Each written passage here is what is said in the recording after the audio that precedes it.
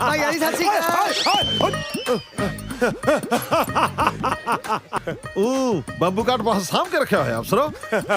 ਜਵਾਨੀ ਤੇ ਸਾਧਨ ਜਿੰਨਾ ਸਾਂਭ ਕੇ ਰੱਖੋਗੇ ਨਾ ਉਨਾ ਹੀ ਵੱਧ ਚੱਲਦੇ ਨੇ। ਸਤਿ ਸ਼੍ਰੀ ਅਕਾਲ ਵੀ ਜੀ, ਪੈਰੀ ਪੈਣਾ। ਨਹੀਂ ਇੱਧਰ ਮਾਰ ਆ ਖੜੀ ਆ ਪੈਰੀ ਪੈਣਾ। ਤੂੰ ਪਰਸੋਂ ਨੂੰ ਆਪਦੀ ਮਾਸੀ ਦੇ ਘਰੇ ਚਲਾ ਜਾਈਂ, ਮਿਸਤਰੀ ਲੱਗੇ ਆ। ਪੀਜੀਓ ਮੈਂ 3 ਦਿਨ ਦੀਆਂ ਛੁੱਟੀਆਂ ਤਾਂ ਲਈਆਂ ਸੀ। ਇੱਧਰ ਮੰਗਣਾ ਰੱਖਿਆ ਹੋਇਆ ਨਾ। ਮੈਂ ਤੈਨੂੰ ਪੁੱਛਿਆ ਨਹੀਂ, ਦੱਸਦੀ ਆ। ਉਹ ਬਾਰੀ ਬਰਸੀ ਕੱਟਣ ਗਿਆ ਸੀ, ਕੱਟ ਕੇ ਲਿਆਂਦੇ ਆਂਡੇ। ਸੋਚ ਲੈ ਕੇ ਰਾਂ ਨਾ ਨਾ ਹੀ ਮੇਰੇ ਉਹਨੇ ਕੱਪੜੇ ਧੋਤੇ, ਨਾ ਹੀ ਮਾਂਜੇ ਭਾਂਡੇ। ਚੱਕ ਚੱਕ ਚੱਕ। ਪੰਡਤ ਜੀ ਚਰਨ ਵੰਦਨਾ। ਹਾਂਜੀ ਮੈਂ ਖਾਣਾ ਖਾਣ ਲੱਗਿਆ ਸੀਗਾ। ਨਾ ਨਾ ਤੁਹਾਨੂੰ ਆਉਣ ਦੀ ਲੋੜ ਨਹੀਂ ਹੈ। ਮੈਂ ਤਾਂ ਬਸ ਇਹੀ ਪੁੱਛਣਾ ਸੀਗਾ ਕਿ ਕਾਲੀ ਦਾਲ ਖਾਵਾਂ ਕਿ ਪੀਲੀ ਚਿੱਟੇ।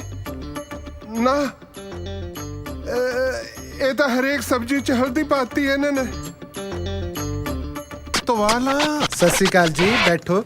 ਹਾਂਜੀ ਲੋਕੀ ਮੈਨੂੰ ਚੀਮਾ ਕਹਿੰਦੇ ਨੇ।